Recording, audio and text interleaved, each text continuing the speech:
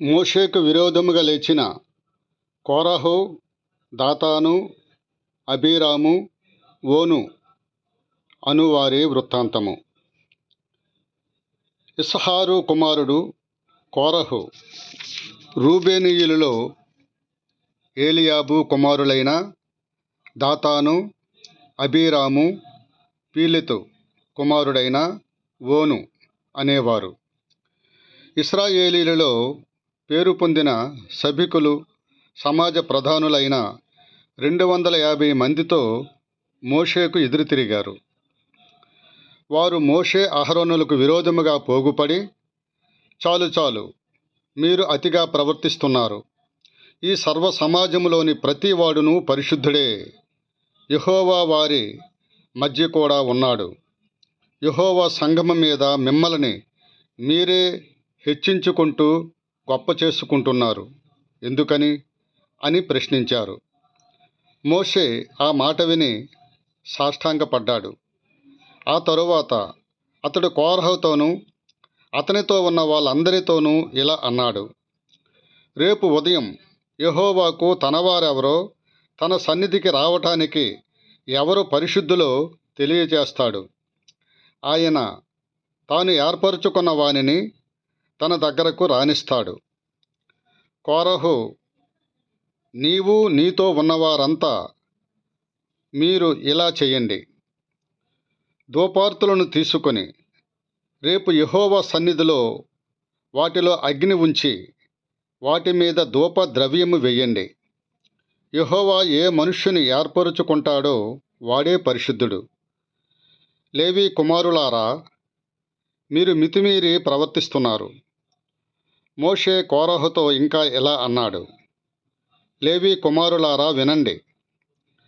తన పవిత్ర మందిరములో సేవ చేయటానికిని, సమాజం కోసం సేవకులుగా వారి ముందు నిలవడానికిని ఇశ్రాయేలీయుల దేవుడు మిమ్మల్ని తన దగ్గరకు చేర్చుకొని ఇశ్రాయేలీయుల సమాజములో నుండి మిమ్మల్ని ప్రత్యేకపరుచుకొన్నది మీకు అల్పముగా కనబడుతుందా? ఆయన నిన్ను, లేవీయులైన నీ గోత్రపు వారందరినీ చేర్చుకున్నాడు కదా. అయితే మీరు యాజకత్వము కూడా కోరుకుంటున్నారా? అందుకోసమే నీవు నీతో ఉన్నవారంతా యెహోవాకు విరోధముగా పోగయ్యారు. అహరోనుకు విరోధముగా మీరు సనగడానికి అతనెవరు? అప్పుడు మోషే ఏలియాబు కుమారులైన దాతాను, అబీరాములను పిలువనంపించాడు. అందుకు వారు, మేము రాము. ఎడారిలో మమ్మల్ని చంపాలని నీవు పాలు తేనెలు ప్రవహించే దేశములో నుండి తీసుకువచ్చింది చాలదనా? నిన్ను నీవే మా మీద అధికారిగా చేసుకున్నావు.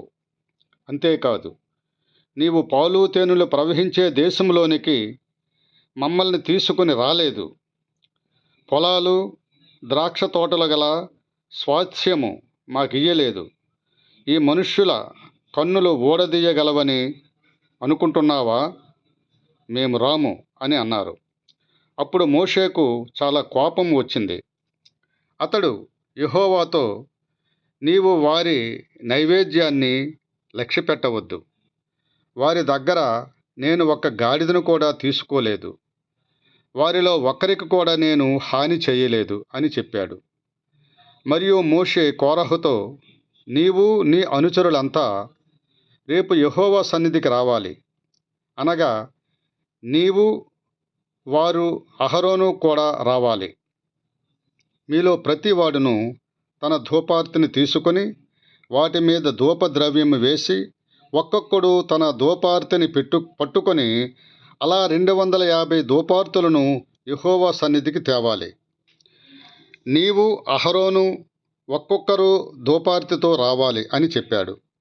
అలాగే వారిలో ప్రతివాడు తన ధూపార్తిని తీసుకొని వాటిలో అగ్ని వేశారు. వాటి మీద ధూపద్రవ్యము వేసి మోషే అహరోనులతో పాటు ప్రత్యక్ష గుడార ద్వారము దగ్గర నిలబడ్డారు. కోరహు వారికి విరోధముగా సర్వ సమాజాన్ని ప్రత్యక్ష గుడార ద్వారము దగ్గరకు పోగు చేశాడు. అప్పుడు యెహోవా మహిమ సర్వ సమాజానికి కనబడింది. అప్పుడు యెహోవా మోషే అహరోనులకు ఇలా ఆజ్ఞాపించాడు, మీరు ఈ సమాజములో నుండి అవతలికి వెళ్ళండి. క్షణంలో నేను వారిని కాల్చివేస్తాను, క్షణంలో నేను వారిని కాల్చివేయుదును అని మోషే అహరోనులతో చెప్పగా, అప్పుడు వారు సాగిలపడ్డారు. మానవులందరికీ, ఆత్మలందరికీ దేవా, ఏకైక ప్రభువా, ఒక్కడు పాపము చేసినందుకు ఈ సమస్త సమాజం మీద నీవు కోపపడతావా అని వేడుకొన్నారు. అందుకు యెహోవా మోషేతో, కోరహు, దాతాను, అబీరాము అనబడే వీరి నివాసాల చుట్టుపట్ల నుండి దూరముగా వెళ్ళిపొమ్మని జనసమూహముతో చెప్పు అని ఆజ్ఞాపించాడు. అప్పుడు మోషే లేచి దాతాను, అబీరాముల దగ్గరకు వెళ్ళాడు. ఇశ్రాయేలీయుల పెద్దలు కూడా అతని వెంట వెళ్ళారు. అతడు, ఈ దుష్టుల పాపాల కారణముగా మీరు నశించిపోకుండా ఉండటానికి మీరు వారి గుడారాల దగ్గర నుండి దూరముగా వెళ్ళిపోండి, వారికి కలిగినదేదీ ముట్టకండి అని అన్నాడు. కాబట్టి వారు కోరహు, దాతాను, అబీరాముల నివాసముల దగ్గర నుండి దూరముగా వెళ్ళిపోయారు. దాతాను, అబీరాములు బయటికి వచ్చి వారి భార్యలు, కుమార్తెలు, పసిపిల్లలతో పాటు తమ గుడారాల ద్వారాల చెంత నిలబడ్డారు. అప్పుడు మోషే ఇలా అన్నాడు, ఈ క్రియలన్నీ చేయటానికి యెహోవా నన్ను పంపాడు. నా అంతట నేనే వాటిని చేయలేదని దీనివల్ల మీరు తెలుసుకుంటారు. మనుష్యులందరూ మరణించినట్లే వీరు కూడా మరణించిన మనుషులందరికీ పట్టిన గతే వీరికి కూడా పడితే యెహోవా నన్ను పంపలేదు అని తెలుసుకోండి. అయితే యెహోవా ఒక గొప్ప వింత కార్యము చేయటం వలన భూమి తన నోరు తెరచి వారిని, వారికి కలిగిన సమస్తాన్ని మృంగివేయగా, వారు ప్రాణాలతో పాతాళములో కూలిపోతే వారు యెహోవాను తిరస్కరించారని మీకు తెలుస్తుంది. అతడు ఈ మాటలు చెప్పి చాలించగానే వారి క్రింద భూమి బ్రద్దలై నోరు తెరిచింది. భూమి నోరు తెరచి వారిని, వారి కుటుంబాలను, కోరహును, అతని సంబంధులందరినీ, వారి సంపాదన అంతటినీ మృంగివేసింది. వారు, వారితో ఉన్నవారంతా ప్రాణముతో పాతాళంలో కూలిపోయారు. భూమి మూసుకుపోయి వారు సమాజంలో ఉండకుండా నశింపచేసింది. వారి చుట్టూ ఉన్న ఇశ్రాయేలీయులందరూ వారి అరుపులు విన్నారు. భూమి మనల్ని కూడా మింగివేస్తుందేమో అని అంటూ భయపడి పారిపోయారు. అప్పుడు యెహోవా దగ్గర నుండి అగ్ని బయలుదేరి ధూపార్పణలను తెచ్చిన 250 మందిని కాల్చివేసింది. మరునాడు ఇశ్రాయేలీయుల సర్వసమాజము మోషే అహరోనులను విరోధముగా సనిగారు.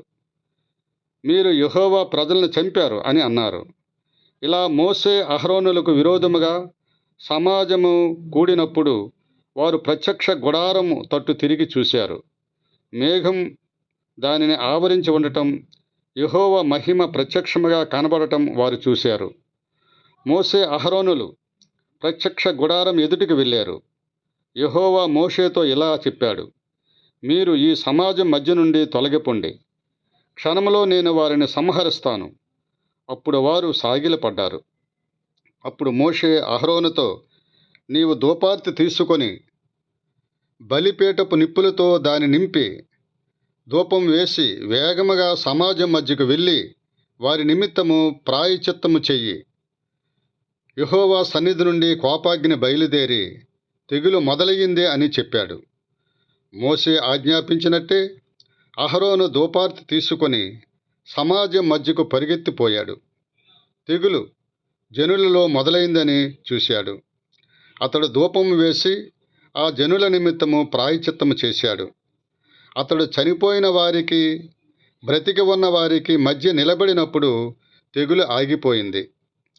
కోరహు తిరుగుబాటు మూలముగా చనిపోయిన వారు కాక మిగిలిన 14,700 మంది తెగులు చేత చనిపోయారు. అలా తెగులు నిలిచిపోయాక, ఆగిపోయాక అహరోను ప్రత్యక్ష గుడారము ద్వారము దగ్గర ఉన్న మోషే దగ్గరకు తిరిగి వచ్చాడు. ఈ కోరహు ఉదంతము ద్వారా దేవుని యొక్క సేవకుల పట్ల మనకున్నటువంటి మంచి అభిప్రాయమును కలిగి ఉండాలని, దేవుడు ఎన్నుకున్న వారిని గౌరవించాలని, వారి మాటలు దేవుని మాటలుగా పరిగణించి మనము వారిని అనుసరించుదాం. దేవునికి స్తోత్రం. హల్లెలూయా.